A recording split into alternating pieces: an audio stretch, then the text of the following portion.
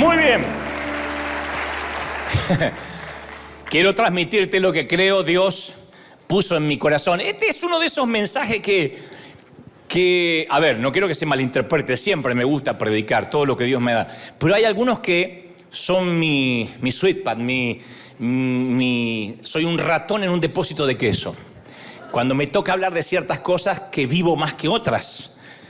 Yo nunca trato de, o por lo menos intento no predicar algo que no haya vivido, que no esté viviendo, porque se nota cuando no hay experiencia propia, ¿no?